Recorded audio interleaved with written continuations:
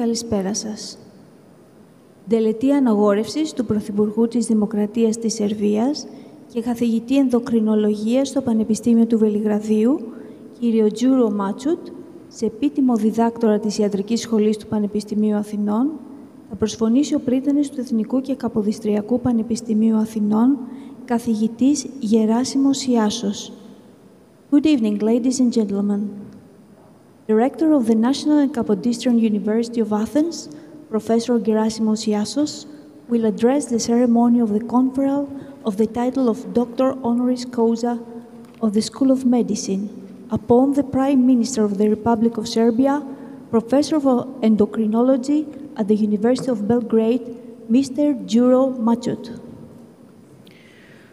Αξιότιμε Πρωθυπουργέ της Δημοκρατίας της Σερβίας, καθηγητή Djuro Macut, Dear Prime Minister of the Republic of Serbia, Professor Djuro Macut, εκπρόσωπε του Αρχιεπισκόπου Αθηνών και πάσης Ελλάδος, κύριο Ιερονύμου Πανοσεολογιότατε Αρχιμανδρίτη πατέρα Νικόλα Ιωαννίδη, εκπρόσωποι των κοινοβουλευτικών κομμάτων της Βουλής των Ελλήνων, αξιότιμοι εκπρόσωποι των Σωμάτων Ασφαλείας και των Ενόπλων Δυνάμεων, εξοχότατε πρέσβη της Δημοκρατίας της Σερβίας στην Ελλάδα, κύριε Νίντελ Ντεντέλοντσφιτς, αξιότιμα μέλη του Συμβουλίου Διοίκησης του Ιδρύματος, αξιότιμοι αντιπριτάνης, αξιότιμοι κοσμήτορες, αξιότιμοι πρόεδροι, μέλη της Συγκλήτου, εκλεκτοί προσκεκλημένοι, κυρίες και κύριοι. Πιστοί στην παράδοση του Ιδρύματος να αποδίδουμε τιμές σε προσωπικότητες που έχουν προσφέρει πολλαπλώς στην επιστήμη και στην κοινωνία, έχουμε σήμερα την ιδιαίτερη χαρά της απόδοσης της ύψης της τιμής, της ανακήρυξης σε επίτιμο διδάκτορα της Ιατρικής Σχολής του Πανεπιστημίου Αθηνών, στον καθηγητή Djuro Macut, Πρωθυπουργό της Δημοκρατίας της Σερβίας και καθηγητή Ενδοκρινολογίας του Πανεπιστημίου του Βελιγραδίου. Έναν πανεπιστημιακό δάσκαλο παγκόσμιου κύρους που υπηρετεί επί χρόνια ως επισκέπτης καθηγητής στην Ιατρική Σχολή του Πανεπιστημίου μας. Ο καθηγητής Μάτσουτ ανήκει στη γενιά εκείνων των επιστημόνων που με το πολυετές και πολυδιάστατο έργο τους διαμόρφωσαν ουσιωδώς τη σύγχρονη ενδοκρινολογία. Η σταδιοδρομία του συνδυάζει αρμονικά την κλινική πράξη, την ερευνητική πρωτοπορία, τη διδακτική προσφορά και τη διεθνή επιστημονική δικτύωση. Απόφοιτος της Ιατρικής Σχολής του Πανεπιστημίου του Βελιγραδίου, συνέχισε τις σπουδές και τις εξειδικεύσεις του στη Σερβία, αλλά και σε κορυφαία κέντρα της Ευρώπης, όπως στην Πολόνια, στη Γενέβη, στην Ουψάλα και στην Οξφόρδη, αναπτύσσοντας ερευνητικά ενδιαφέροντα που εστιάζουν στη γυναικεία αναπαραγωγή, το σύνδρομο των πολικυστικών ονθικών, το μεταβολικό σύνδρομο, το ζαχαρόδι διαβήτη και την ενδοκρινολογική ογκολογία. Στη μακρά του ακαδημαϊκή πορεία, ο τιμόμενος ανέλαβε καθοριστικές θέσεις ευθύνης στο Πανεπιστήμιο Βελιγραδίου και στο Πανεπιστημιακό Κλινικό Κέντρο της Σερβίας, ενώ παράλληλα διεύθυνε σειρά ερευνητικών έργων, συμβάλλοντας καθοριστικά στην πρόοδο της κλινικής ενδοκρινολογίας και της γυναικείας αναπαραγωγής.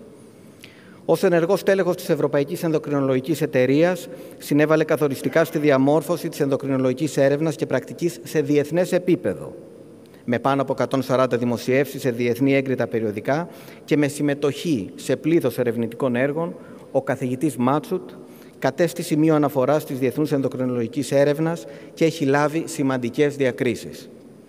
Για τον τιμόμενο, η ανάπτυξη ερευνητικών και εκπαιδευτικών συνεργασιών στις βαλκανικές χώρες και κατόπιν σε όλη την Ευρώπη υπήρξε προτεραιότητα.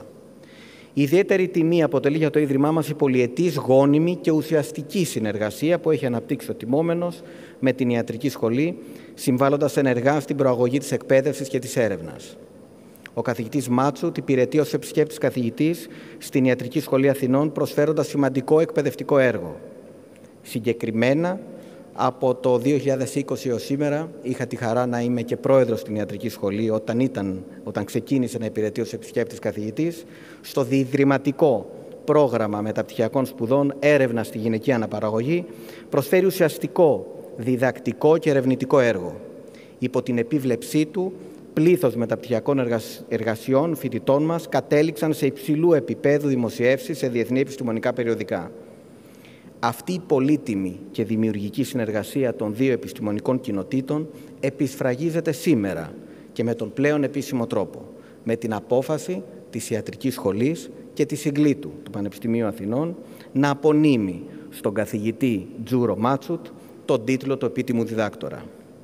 Ο διακεκριμένος καθηγητής Ενδοκρινολογίας της Ιατρικής Σχολής, κ. Γιώργος Μαστοράκος, που θα ακολουθήσει στο βήμα, θα αναφερθεί εκτενέστερα στο έργο και στην προσωπικότητα του τιμόμενου. Αξιότιμη κύριε Πρωθυπουργέ της Δημοκρατίας της Σερβίας, η ακαδημαϊκή κοινότητα του πρώτου και μεγαλύτερου πανεπιστημίου της χώρας, του Εθνικού και Καποδιστριακού Πανεπιστημίου Αθηνών, είναι ευτυχής που σας υποδέχεται και σας καλωσορίζει στους κόλπους της. Είμαστε υπερήφανοι που μπορούμε να αναγνωρίσουμε την επιστημονική σας προσφορά, την αφοσίωσή σας στη διεθνή επιστημονική συνεργασία, αλλά και την γενεοδορία με την οποία περιβάλλατε σταθερά τις πρωτοβουλίες του Πανεπιστημίου μας. Η παρουσία σας στο Ίδρυμά μας αποτελεί ξεχωριστή τιμή που επικυρώνει την ισχυρή φιλία και συνεργασία ανάμεσα στον ελληνικό και το σερβικό ακαδημαϊκό χώρο, καθώς και πολύτιμο θεμέλιο για μελλοντικές επιστημονικές συμπράξεις. Honorable Prime Minister of the Republic of Serbia, on behalf of the Rectory Authorities of the National Capodistria University of Athens, I would like to express my sincere congratulations. It's a great honor for the academic community of the National Capodistria University of Athens to welcome you to our institution. We are proud to acknowledge your scientific accomplishments, your commitment to international academic collaboration, and the unwavering support to the initiatives of our university. Your presence here today is a special honor that emphasizes the close connection and collaboration between Greek and Serbian academia and lays the perfect groundwork for further scientific collaboration. We extend our warmest wishes for the continued success of your work, a truly remarkable endeavor that was earned international recognition. Congratulations.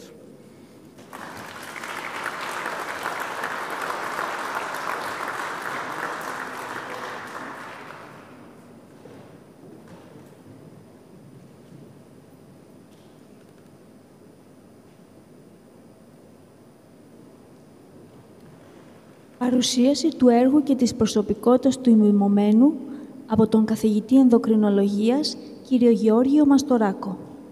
Presentation of the distinguished career and accomplishments of the honoree by Professor of Endocrinology, Mr. Georgios Mastorakos.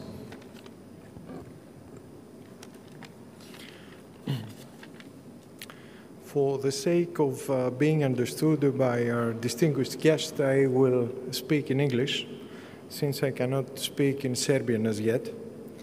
So, dear Prime Minister of the Republic of Serbia, Professor Djuro Macut, representative of the Archbishop of Athens and all Greece, Mr. Hieronymus II, Your Eminence, Father Nikolaos Ioannidis, representatives of the Hellenic Army and Police, Your Excellency, Ambassador of the Republic of Serbia to Greece, Mr. Nikola Nedeljkovic, Honorable Member of the Academy of Athens, Professor Emeritus George Krousos, who are expecting him, Honorable Members of the Administrative Council of Athens University, Vice Rectors, Deans, and Presidents of the departments of our university, ladies and gentlemen, colleagues, distinguished guests.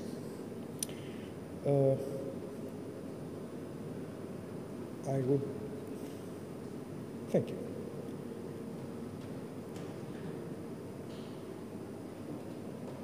This is all that I would have to disclose for this talk, a long-lasting friendship. And for all of you, you recognize the building in which we are found right here, the main building of the University of Athens, built almost 200 years ago. And for this building, two major figures of the Hellenic history were chosen to decorate it and to symbolize the essence of our nation, of our country. One is the statue of Grigorios V, who died for the freedom, for the liberty of our nation. And the other is Rigas Velestinlis, Rigas Fereos, who died for the liberty and freedom of all nations in Balkans, actually. The very interesting thing is that we have another statue of Rigas Valestinlis at the city of Beograd, which I visited with being accompanied by my friend, the actual Prime Minister of Serbia. And Beograd is the town where Rigas Valestinlis was slain by the Ottoman Turks. And his commemorative statue is close to a symbol of the victory of the Serbian nation, Pobednik, the victor, at Beograd. It sounds like an omen, but if you go back to the thurios of the bellicose anthem of Rigas Fereos, of Rigas Valestinlis, you will read, and I will translate it as I tried a little bit to do by myself. From Sava and the Danube, you Christian brothers, arms in hands, show yourselves with just anger, let your blood boil, young and older, take the oath for the waste of the tyrant. I would like to base the approach of this ceremony on a long-lasting relationship between the two nations, which was justly presented almost 10 years ago by one of our emeritus professor, Professor Paschalis Kitromilidis, who actually in his publication, I quote, "The fact nevertheless remains that we have managed, Serbs and Greeks, to live side by side with each other in a turbulent region of Europe without armed confrontation for so long, actually for 7 centuries, since the conquest of Ceres in 1345.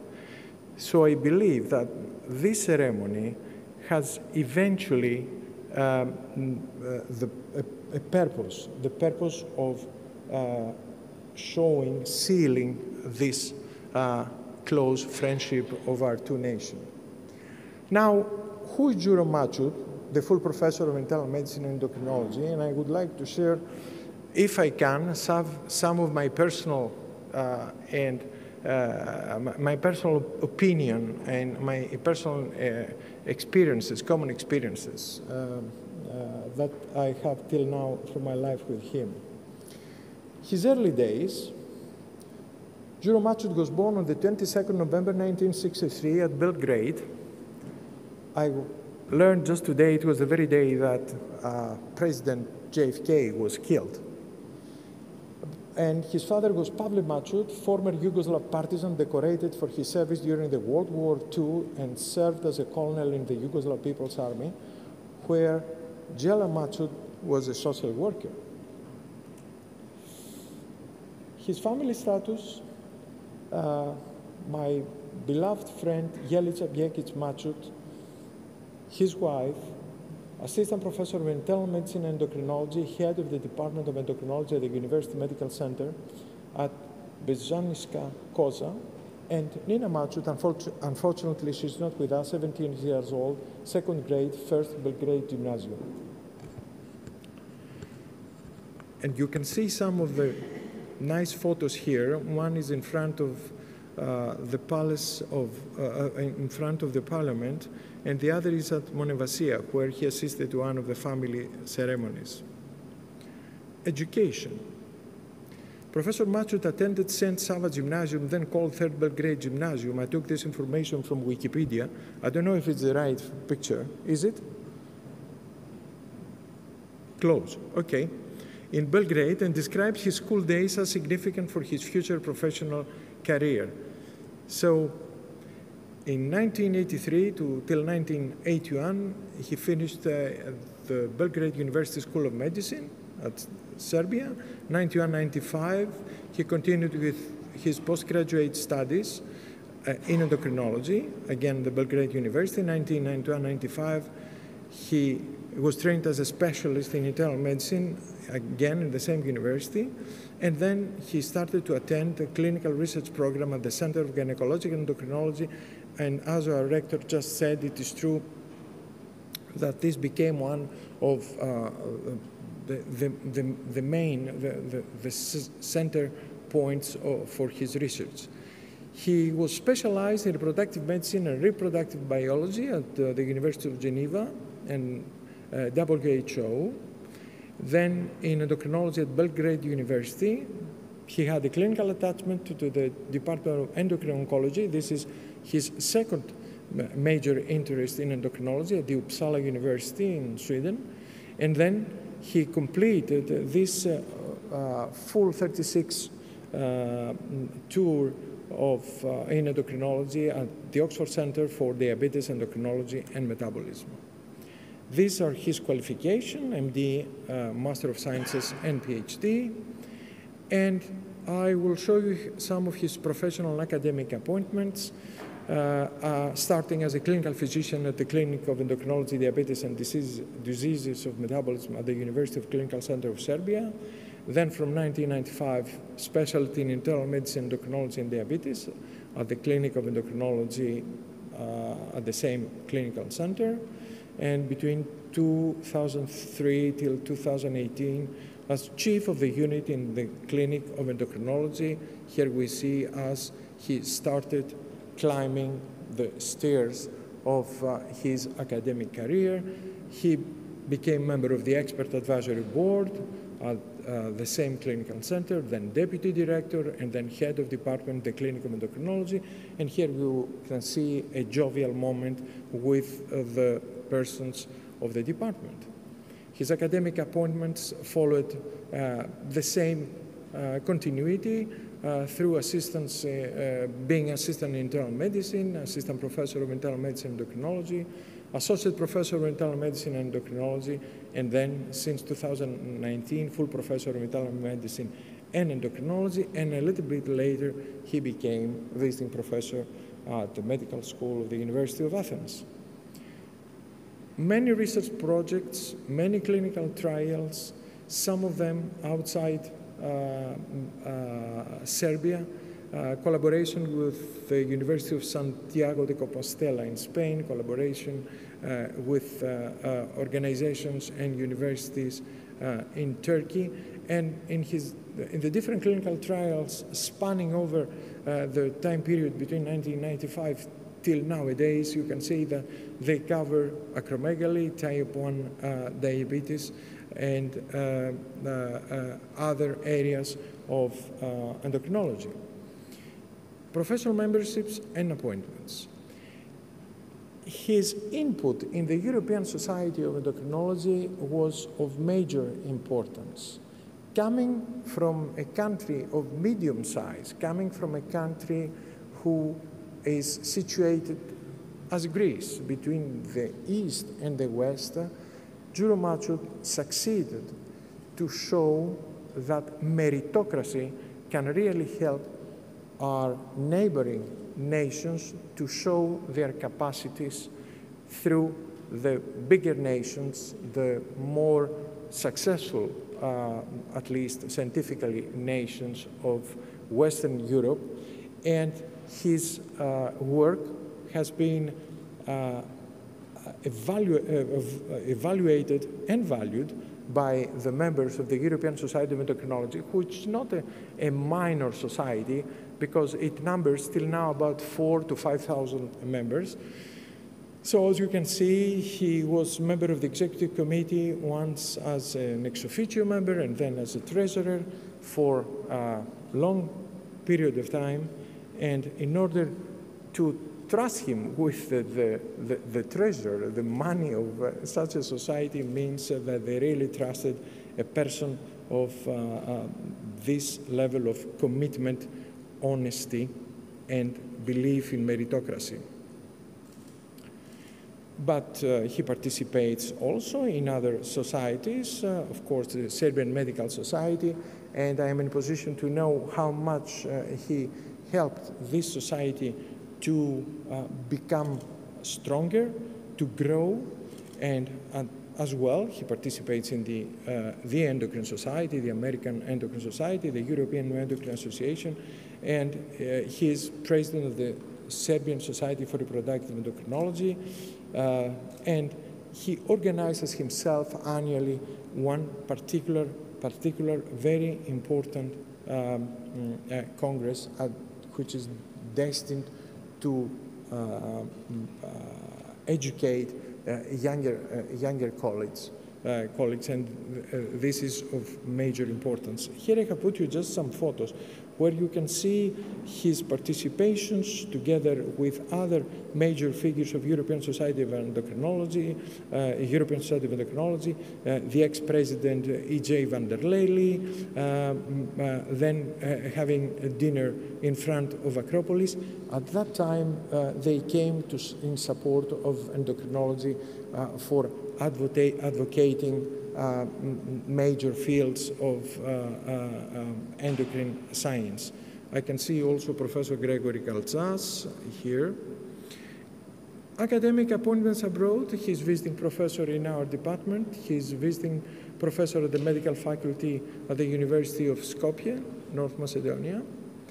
Publication activities, editorial activities, author of more than 150 original papers published in peer-reviewed international journals, citations more than 5,500, H index 38. And then associate editor to the journals Hormones and Endocrine, again, another input in the progress of science in Greece. Hormones is the official journal of the Greek Endocrine Society. Then he was also an editorial board member of the Journal of Endocrinological Investigation, then co-editor of many books. Again, we'll see, I have put it in yellow, his collaboration with other major figures of our university, such as Professor Emeritus Diamanti Kandarakis, Professor Konstantinos Stratakis, and one of the most distinguished scientists of the Greek Endocrine Society, Dr. Sarandis Livadas. I will spare you the other details in order to go to international recognition, which I will present you in photos. Here his recent visit to the newly inaugurated Leo IV, the Pope, then with the Coptic Patriarch, and again, very interesting in the center visit to, I guess, must be the Mount Sinai, the St. Catherine Monastery, with our Archbishop there, and another honoris causa ceremony at the Cairo University with Professor Inas Shaltut, and then recently when he receives the European Society of Endocrinology Special Services Recognition Award. The Greek connection, because on top of all that, there is a Greek connection. The Greek connection is the visiting professorship, as I already told you, where he is assigned, and he delivers every year 9 courses which are at his responsibility at our postgraduate master program. He's member of the teaching team of this program. He's supervisor or co-supervisor of 3 theses, co-author of 14 publications coming out of the efforts of our MSc students, and we're very proud to show how our 2 scientific communities can collaborate in an efficient way, and I'm sure others are going to continue on this line. 40 publications of his work out of his 147 are with Greek scientists. Here you can see all the names of the Greek scientists who have collaborated with him. And of course, there is visiting Greece. Here we had very nice moments at the island of Limnos. Recently, in a small congress held at Trikala, he visited Meteora, the monastery of Varlaam. And trust me, when you talk Greek close to the Prime Minister, you should be careful, because he understands, and actually he can very well find his way in Greek in everyday life. So, do we think that Djuro Macut, after all, deserves this honor? Why does he deserve this honor? First, is he a scientist of international reputation? There is no doubt about that. Is he a person who has capacities in directing people for the purpose of progress and the good of mankind? There is no doubt about that.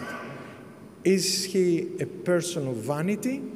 There is no doubt that he is not. But this is not enough in order to get the honoris causa title of the Greek university. Does he have all the Greek attributes which would take him closer to a university? I strongly believe that he does. So I think, and I believe, I hope that I have convinced you that Djuro Macut deserves to be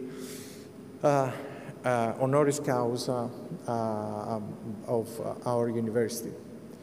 I would like to finish with this sentence. I would like to finish on a personal note. Although this is a ceremony for bestowing a title, an official academic title, to a scientist, I felt that is rather a welcome gathering to a long missing brother. Thank you, Djuro.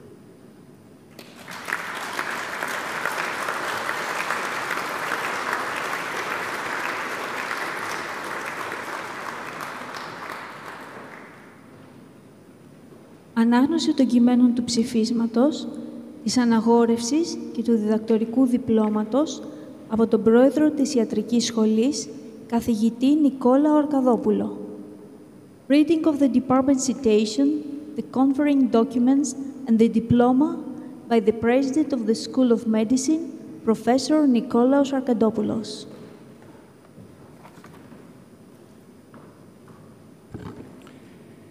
Εθνικών και Καποδιστριακών Πανεπιστήμιων Αθηνών.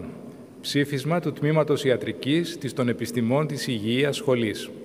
Τύχη αγαθή. Πριτανεύοντος εν το Αθήνησιν Εθνικό και Καποδιστριακό Πανεπιστημίο Γερασίμου Δέλτα Σιάσου, κοσμητευούσης εν των Επιστημών της Υγείας Σχολή, Παγώνας Δέλτα Λάγιου, και προεδρεύοντος εν το της Ιατρικής Τμήματι Νικολάου Φ. Αρκαδοπούλου, έδοξεν ομοφόνος το τμήματι, Djuro Macut, Πρωθυπουργεύοντα του των φιλτάτων Σέρβων Δήμου, Ασκληπιού ο τριρών θεράποντα, άνδρα αγαθών και φιλέλληνα, φιλόπολην άματε και φιλάνθρωπον, τι αυτού σοφία και προθυμία πλήστους ευποιήσαντα, αυτόν τε επενέσε και του της ιατρικής τμήματος διδάκτορα επίτιμον αναδείξε. Το δε ψήφισμα τόδε εις μεμβράναν αναγράψε και τον του τμήματος πρόεδρον εν τη αιθούση τη μεγάλη αναγνώντα και τα στιμάς ανυπώντα επιδούνε αυτό η ανημέρα η αγόρευσης γέννηται καθάνε νόμιστε. Εγένετο Αθήνηση, μηνός Μαΐου, Δευτέρα και 20, έτους 5ου και 20ου και δυσχυλιοστού από Χριστού γεννήσεως. Ο του της Ιατρικής Τμήματος Πρόεδρος Νικόλαος Φ. Αρκαδόπουλος. Αναγόρευσης. Επιδίπερ το Τμήμα Ιατρικής της των Επιστημών της Υγείας Σχολής του Αθήνησιν Εθνικού και Καποδιστριακού Πανεπιστημίου, Djuro Macut, άξιον απέφυνε του επιτίμου διδακτορικού αξιώματος, ιδέτης των Επιστημών της Υγείας Σχολή, τούτα παιδέξατο και ο πρίτανης της σχολής γνώμη επινεύει, διατάφτα εγώ, Νικόλαος Φ. Αρκαδόπουλος, καθηγητής της Γενικής Χειρουργικής, νύνδε του Τμήματος Ιατρικής Πρόεδρος, χρώμενος στη δυνάμει, ειν παρά των πανεπιστημιακών νόμων και του Τμήματος έχω λαβών, Djuro Macut, επίτιμον διδάκτορα του Τμήματος Ιατρικής εις των Επιστημών της Υγείας Σχολής του Αθήνησιν Εθνικού και Καποδιστριακού Πανεπιστημίου, δημοσία αναγορεύω. Και πάσα σε αυτό τας προνομίας, στο πανεπιστημιακό τούτο αξιώματι παρεπομένας απονέμω. Εγένετο Αθήνηση, μηνός Ιουνίου, 3η και 20η, έτους 5ου και 20ου και δυσχυλιοστού από Χριστού γεννήσεως. Ο της Ιατρικής Τμήματος Πρόεδρος Νικόλαος Φ. Αρκαδόπουλος. Ελληνική Δημοκρατία. Πριτανεύοντος εν το Αθήνησιν Εθνικό και Καποδιστριακό Πανεπιστημίο. Γερασίμου Δέλτα Σιάσου, καθηγητού της Καρδιολογίας, Μοριακής Καρδιολογίας, εν το Επιστημών της Υγείας Σχολή. Κοσμητευούσης εν των Επιστημών της Υγείας Σχολή, Παγώνας Δέλτα Λάγιου, καθηγητρίας της Υγιεινής Επιδημιολογίας. Προεδρεύοντος εντό της Ιατρικής Τμήματι Νικολάου Φιαρκαδοπουλού, καθηγητού της Γενικής Χειρουργικής, Djuro Macut, αποδόγματος ομοθήμου της των Επιστημών της Υγείας Σχολής, εις τους επιτίμους διδάκτορας εγκρίνομεν, μηνός Ιουνίου 3η και 20η έτους 5ου και 20ου και της χιλιοστού από Χριστού γεννήσεως. Ο Πρίτανης, Γεράσιμος Δέλτα Σιάσος, η Κοσμήτωρ, Παγώνα Δέλτα Λάγιου, ο του της Ιατρικής Τμήματος Πρόεδρος Νικόλαος Φιαρκαδόπουλος.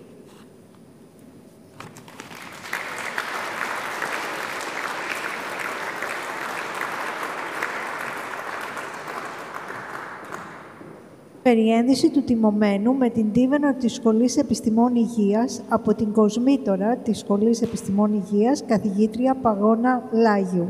Investiture with a gown of the School of Health Sciences by the Dean of the School, Professor Παγώνα Λάγιου.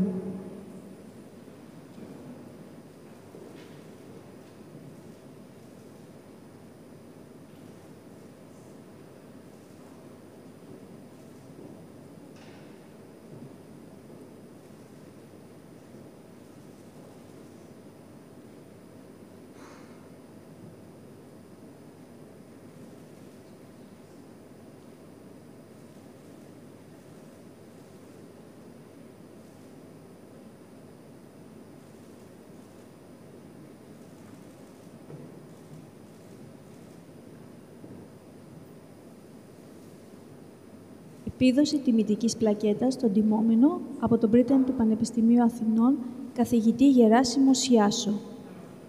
Presentation of the University Medal by the Rector of the University of Athens.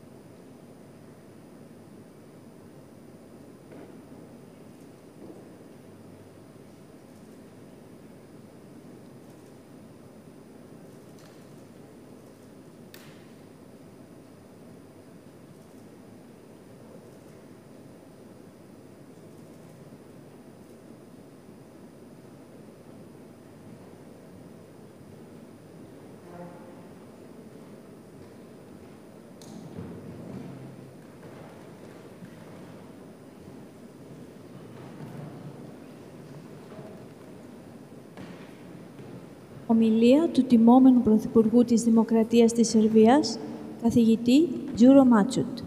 Lecture by the Honoree, the Prime Minister of the Republic of Serbia, Professor Djuro Macut.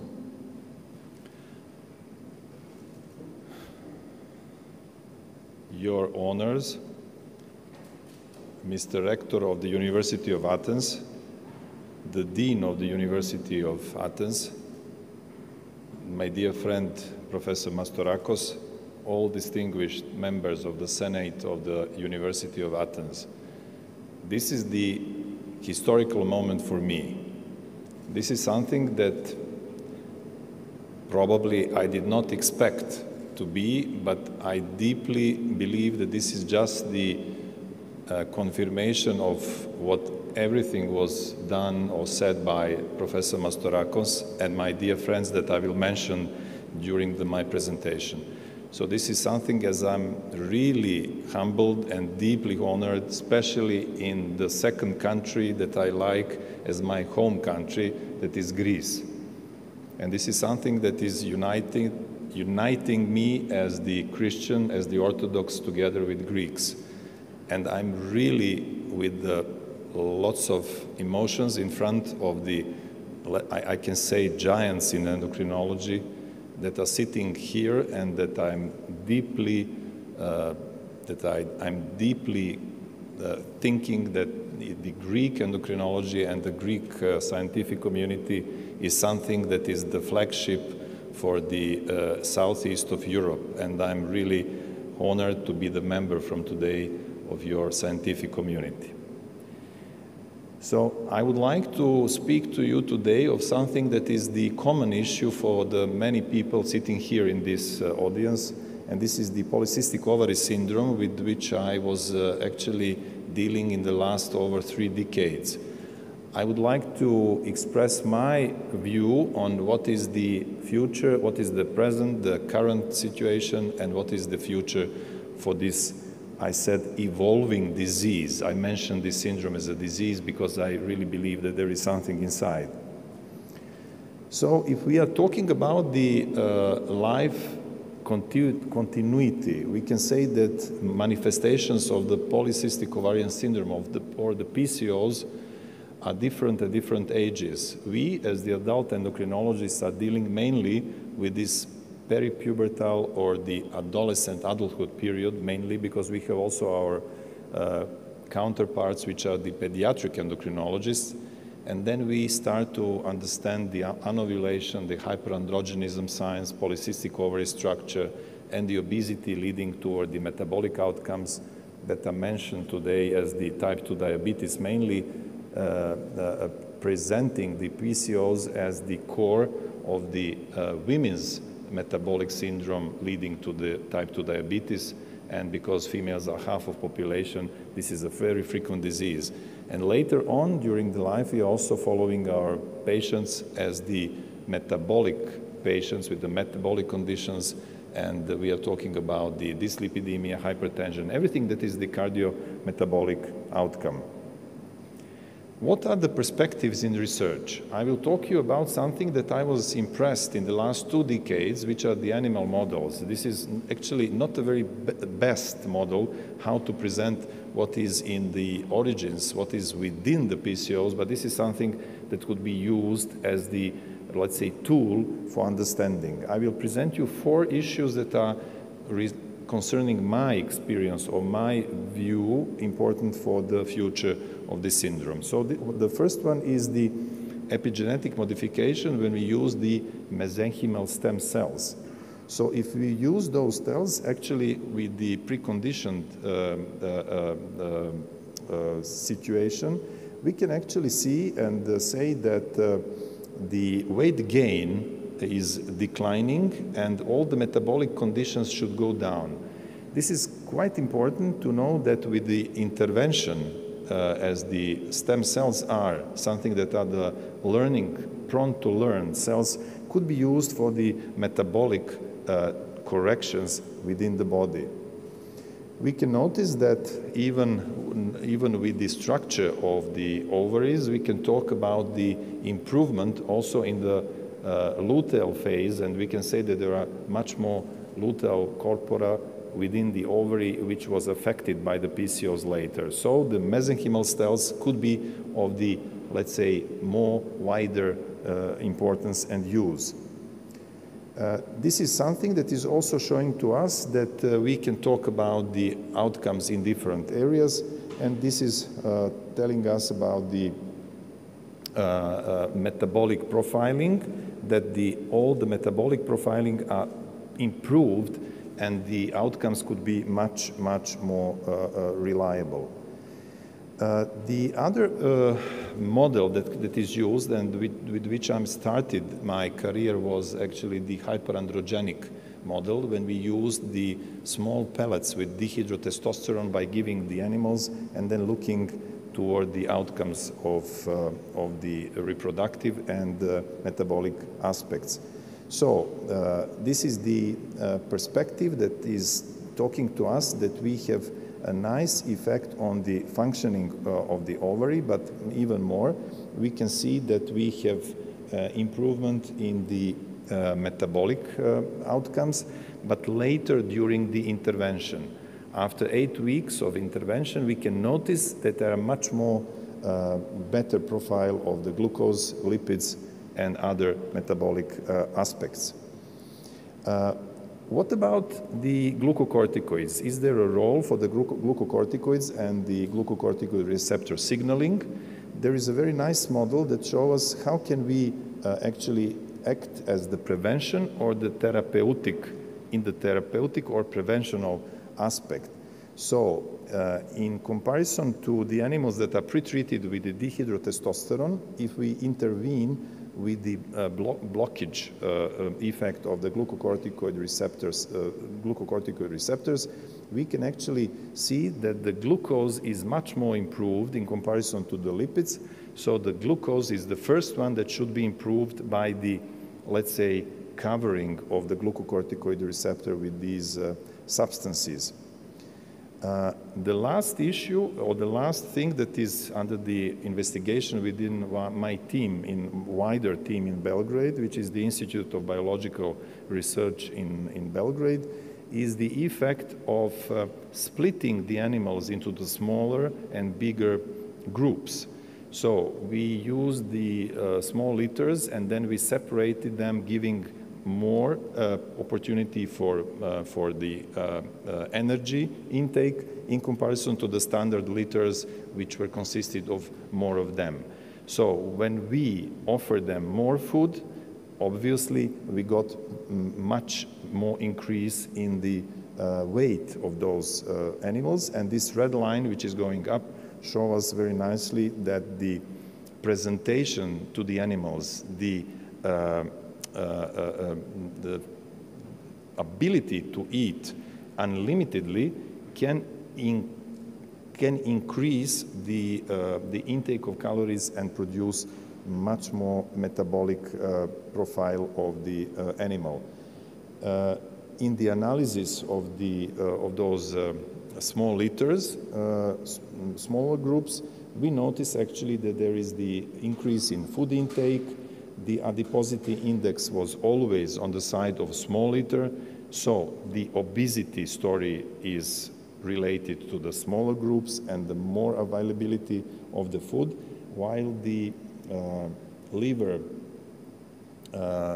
impact was actually postponed for the later periods of life in those animals. We can use those animals models to make the approximation toward the human situation with this syndrome. So those animals had the higher expression of the phosphorylation, and that means that we have increased or pronounced insulin resistance, but at the same time it was much more hepatic inflammation within those animals, and there are some specificities with the inflammation transmitted by the immunological side, and we have inflammasome story, which is now appearing to be even more presented in these groups of animals. So now I'm switching to the humans, and I will just give you an idea that today we have in the everyday clinical practice, we have use of the ELISA methodology, which is relatively false in the quite precise determination of the levels of steroids, because steroids are quite complicated to be analyzed by the standard methodology. That's why we are switching more and more toward the mass spectrometry, which became the golden standard. And today we have high specificity and sensitivity in measuring androgens and to assess the androgen profiling related issues in those patients. Which androgens are the best markers of hyperandrogenism? Different studies shows different, let's say, results, but when we use the mass spectrometry method, we can say that the free androgen index has the highest diagnostic accuracy in those hyperandrogenic conditions, while the combination of, for instance, androstenedione can even better make profile of those ladies in combination, let's say, with total testosterone measuring. So we must use the two methods instead of one, and when we increase the number of the diagnostics or the steroids, we can get better results. Which androgens can be used as the best markers for hyperandrogenemia? By using the mass spectrometry, we increase the diagnosis for about 5%. But what about the core of the problem? So we have different androgens. We can say that the androstenedione is the best option, and then the total testosterone is the less favorable option. So we must know which androgen should we use as the reference. Free testosterone measured by the mass spectrometry are perfectly correlating with metabolic parameters that are presented by the body mass index or the waist circumference or other indicators of poor metabolic profiling.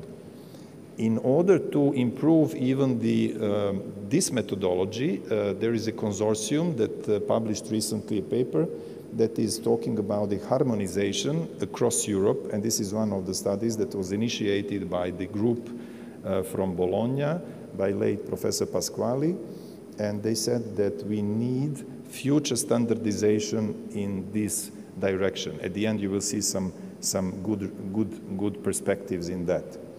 So if we want to analyze the androgens, we must first exclude all the diseases, let's say, which are related to PCOS, to remain only on the polycystic ovarian syndrome as the only one that remains. So we must exclude the non-classical congenital adrenal hyperplasia.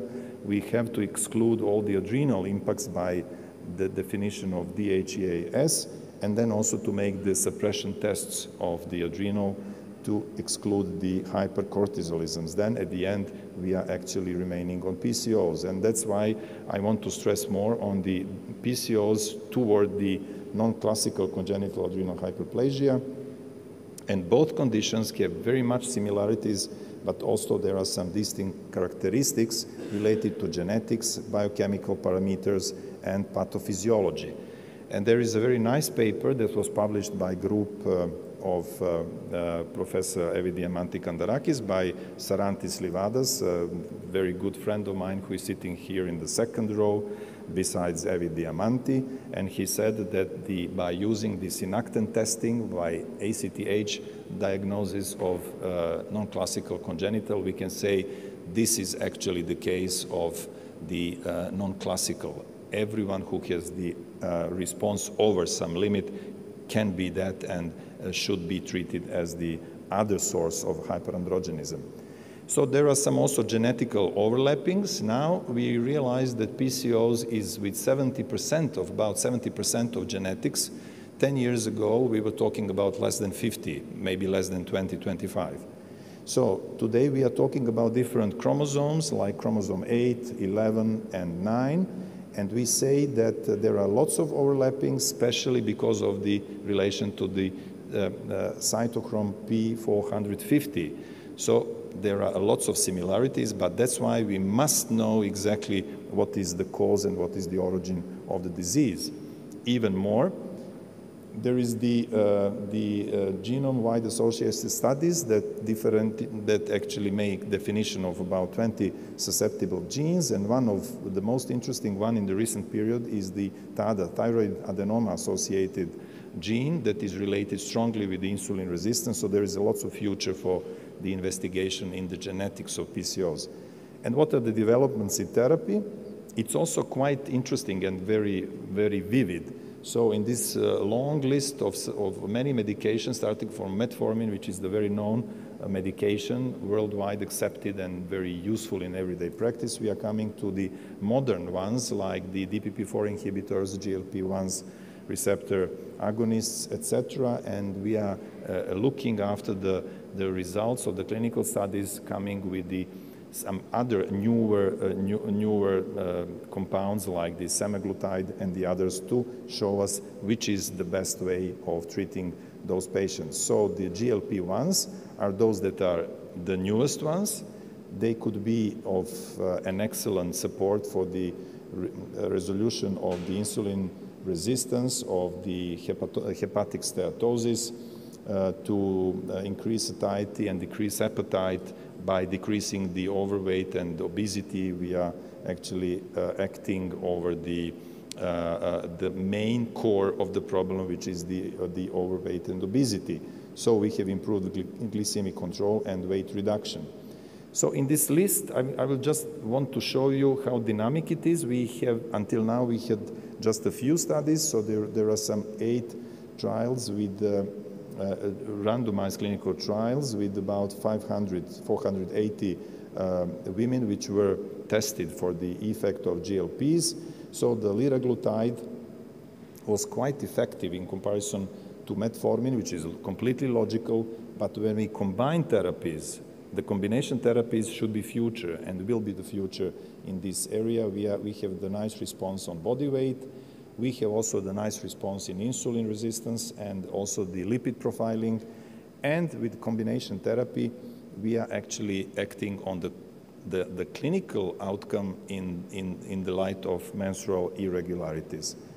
Something very new is the gut microbiota. So microbiota are now considered to be quite an important player in the field of insulin resistance, and that is present also in PCOS.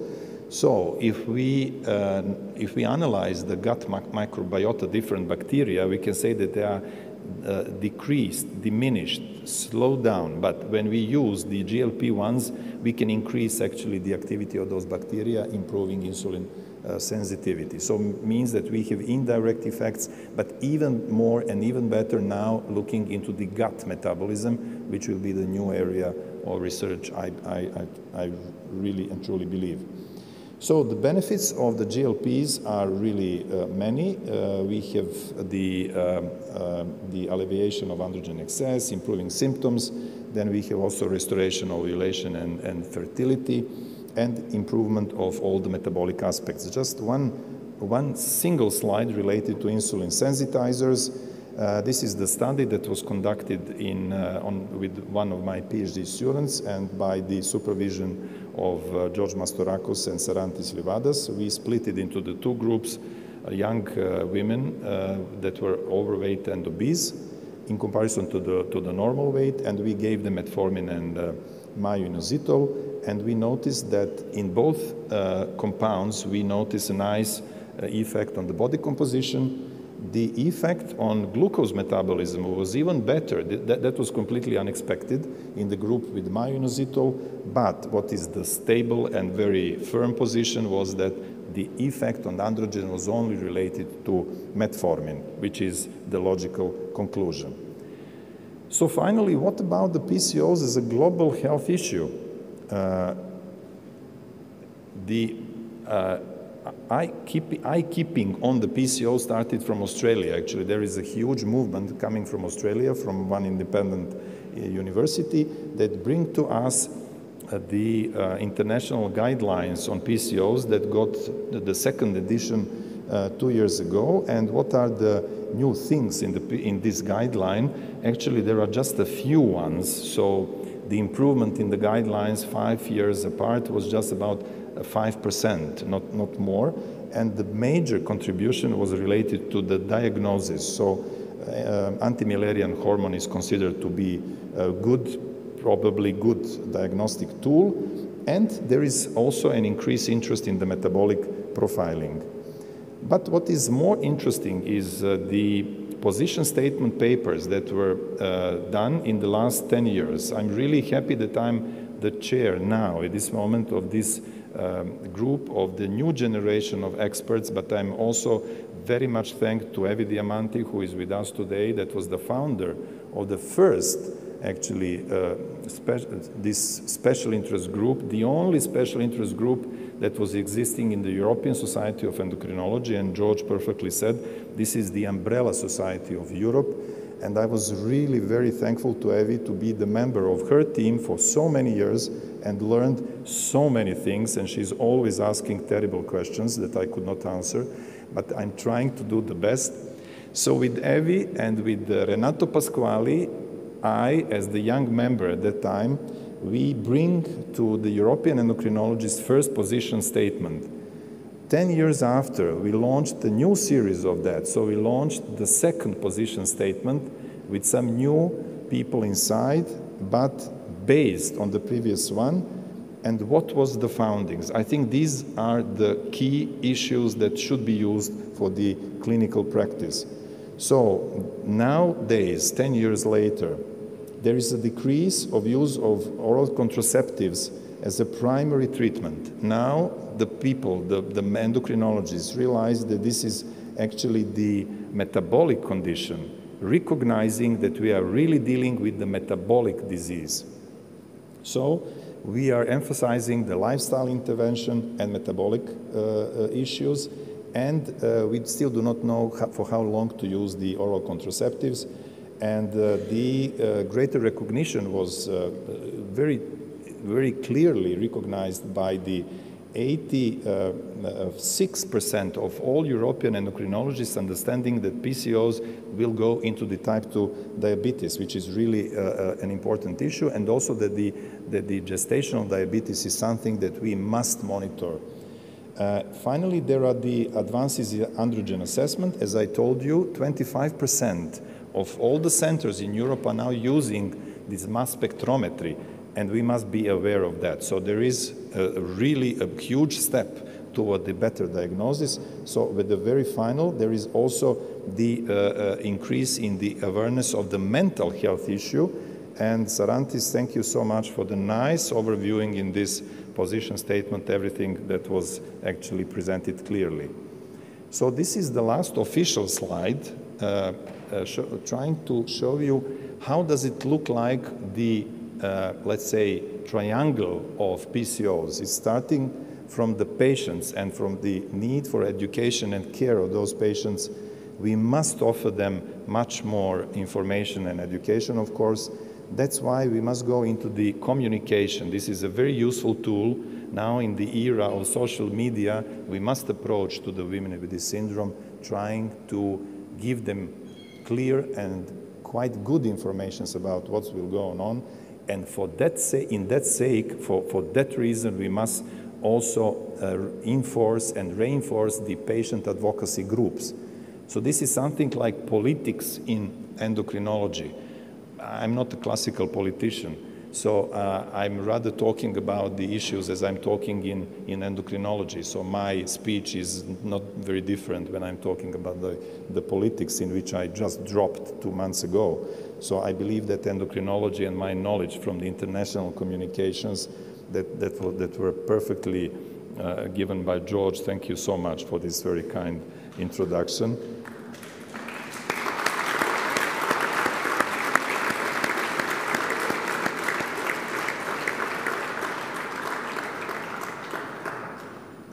So I will give you this review of the history of my endocrinology life.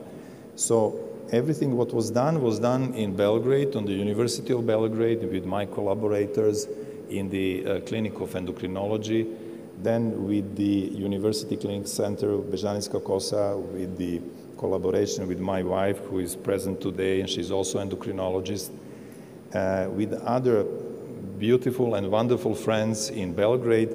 But what was most important is my actual experience in Greece, my second, let's say, professional country is Greece. And I started this journey with, I can say, my mentor in Thessaloniki, Professor Panidis, Dimitris Panidis, who was the great president of the Endocrine Society, and with whom I learned how to organize clinical trials, how to analyze the data, and what will be the focuses of the research.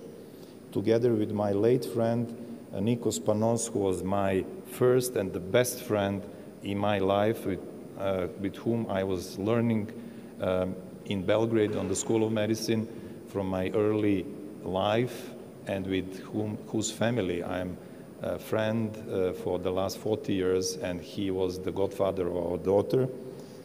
And on the other side, it is the Athens School.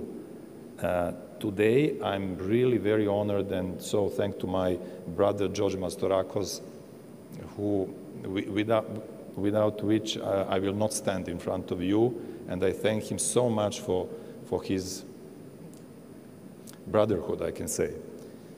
To Sarantis, as the one very nice guy and very efficient guy in producing everything what we are talking about, and mostly to my dear friend Evi Diamanti, who is today with us, and I'm really very honored to be in front of her, to become the doctor of the University of Athens, and without her energy, nothing will be possible.